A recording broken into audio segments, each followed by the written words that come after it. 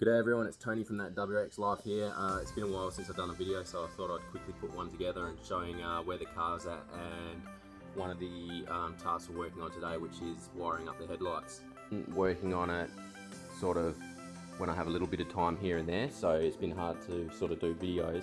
So a lot of this has sort of escalated a bit further than where it was from before. But so far this is where we're at. So in order to utilize the AC, we have the GD AC lines coming from there. I've done a pretty rough job of sealing up the gland holes with epoxy, rubber epoxy. Couldn't really find any glands that would fit in there, and that's sort of going to get the job done. While it's not neat, it will get the job done. So those are the GD AC lines. They come down, sort of follow a pretty similar route as the GD. Comes here. I haven't sort of plugged it up yet, but that'll go in there. Then you got your other line which sort of goes here to the GD condenser. One thing I do want to point out is this condenser here, the GD one, most definitely does not fit with the GC8 radiator. I have had to fit a GD radiator in there, which you can see now. And furthermore, on top of that, this specific condenser is from a 06 STI. Now what's different between, why I point that out, is it has this canister on the side of it, which an 0304 WRX condenser does not have. This is an 0304 WRX condenser. This was in the car until I rammed a screwdriver through it by accident and completely ruined the core. That is a perfect fit for a GC8. So these mounting points line up exactly with the GC8 ones.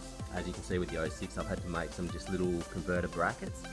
And furthermore, on top of that, it fits better along here where this canister is. This doesn't fit that great. I sort of had to, the canister's sort of free floating at the moment. So definitely, if you're doing a GD swap into a GC8 and you want to try and utilize aircon, you will 100% have to get a GD intercooler, and I'd recommend going with an sort of a bug eye, peanut eye condenser. Definitely don't go for an 06 because that sucked, and it's in now, but I sort of wished I'd got another 03, but they were sort of hard to find. Moving on, started sorting out the intake lines. So we're going to have, even though we've got the link and we're probably going to go mapless, we're going to have the map in there for the temperature. So it's got the temperature probes on it. That's going to sort of come here. I've got a brand new Pepsi, one of these, a brand new one that will sort of go on here. We're going to make brackets to hold it all in place. There will be a vent on the bonnet. The GC8s have those vents here. One of those is going to be sort of vented down into this. When I can design and print, thinking about making it out of carbon fibre, fiberglass, I'm not sure yet, but we'll have a little box to sort of get some cold air into it and shield it off from the motor. But being that this is now going to be sort of more of a street car, I didn't want to go with a full cold air intake, because there will be times when I'm sort of just out on a cruise, taking the family for a drive, and it's raining. So on a track car, 100% I would have gone cold air intake, as I can sort of control that a bit, but on a street car I didn't want to go to that extent. But as you can see, engine bay is coming up nicely. I've sort of got a bit carried away and started rejuvenating parts as they come through. Plenty of wrinkle wrap, wrinkle paint, as you can see. One thing I love at the moment is these black pipe clamps, hose clamps. I got them from weldspeed.com.au, and no matter what I do, I can't scratch them. So these are unreal, highly rate them. Anyway, moving on. Interior of the car is still much the same. We've got a 6-speed in there now. I don't think I've done a video on that, but yeah, we got a nice 6-speed in there. Managed to pick up one out of an 02 STI. It came with the shifter, subframe, the clutch fork, came with male axle stubs for $2,200 posted to my address. So shout out to Auto Sport Import, I think it's called, in Australia. They that was a really good deal. So I have actually test fitted the complete interior with bar and AC and everything how it is, and that fits all good. So I've pulled it out. I want to do an initial start up of the car without any of the interior in, just in case I need to get to any of the ground points or the ECU or anything like that. I'm in the process of, we will be utilising the airbag system from the GD. All that requires is I will need to retrofit the GD seat belt unit, as that has a little airbag sensor thing in it, but other than that, the rest of it's ready to go. I have refitted the GD sensor points under the front there. You can see them just there. Moving on to the back, I've started fitting a DCCD Pro Fuel Pro, whatever the hell it's called.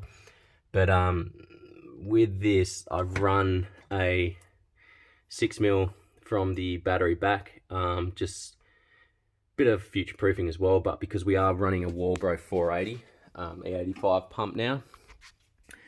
But basically this unit here will mimic the stock fuel pump controller, so it'll give us our 3 stages instead of just flat out, which is what people are probably used to on builds like this. But all it is basically is I run my 12-volt feed through it, which will go through relays and all that sort of stuff, and then through this unit, and we basically scavenge the ECU signal wire off this and take it into the DCCD Pro system, and that's basically all you have to do with it. So it's actually a really simple system. Other than that, guys, I'm going to get started on the headlights and show you what I'm doing for those. So I've just mock fitted the GC8 headlights. So you got your side clearance marker or whatever you want to call it, and your main drive lights. So in this case, the car when I bought it came with like an LED HID system, which I really like, so I'll be utilizing that. Now this is the first thing I've run into, which I just want to show you guys when you're doing this conversion. So in the case of a GC8 headlight wiring system, they just switch, each headlight just switches straight to ground. So they've got a common ground in the headlight, and then that's your 12-volt feed to each one of them. Now with the GC8, with the GD system, it's a bit different because this is a full GD wiring harness now. Basically, they don't have a common ground in the headlight and a 12-volt for low and high beam. So as you can see here, when that glare gets out of the way, there we go. You've got high beam, low beam, and as you can see, 12-volt, which will be switched elsewhere, comes through straight to the headlight, and where's that glare? Fuck's sake. And then straight to earth. Bit different with the high beams, as you can see, wherever it is, 12-volt down, you got your 12-volt feed into your light, but instead of going straight to ground, it comes down and goes through your switch stalk and eventually ends up at ground. So basically we can't, because we've only got the common ground in this headlight system, I've sort of got to utilize a relay on this current system, on the GD system. So basically what we're doing is we're just going to take just a standard relay, and we're going to basically, in the simplest form, this headlight will now become the relay, the coil part of this relay. So what we're going to do is bring that 12-volt feed that goes into the headlight into position 85. The wire that goes out of the headlight and then goes through all the switching, which ends up at ground, that'll go to 86 of this relay. So that's basically going to be switching the coil. Then what we're going to do is we're going to scavenge that 12-volt here.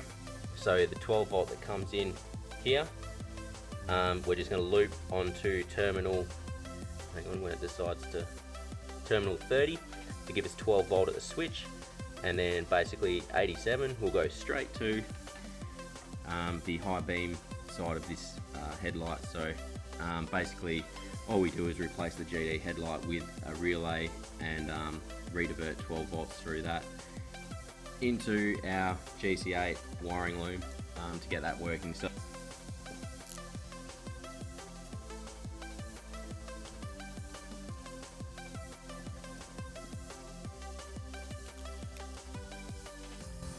Alright guys, one thing I did want to point out, if you're doing any sort of electrical work like this where you're splicing into an existing loom, so I didn't want to cut the plugs off. I'm just sort of weird about that.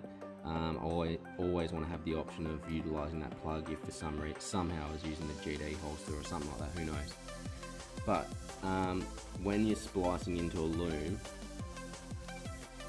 always stagger your splices. So as you can see there, I've got the ground is stripped back there and the 12 volt is stripped back up the top there.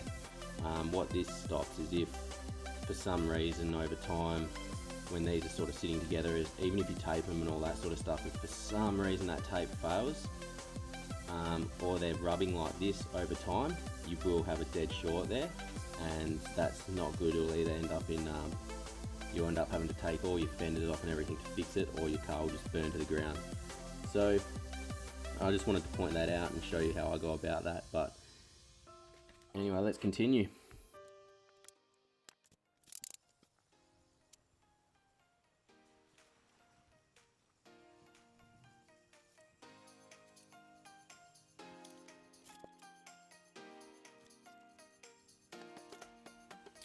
And there you go guys, that's sort of how I've gone about splicing the GD high beam system into the GC8 3-wire system.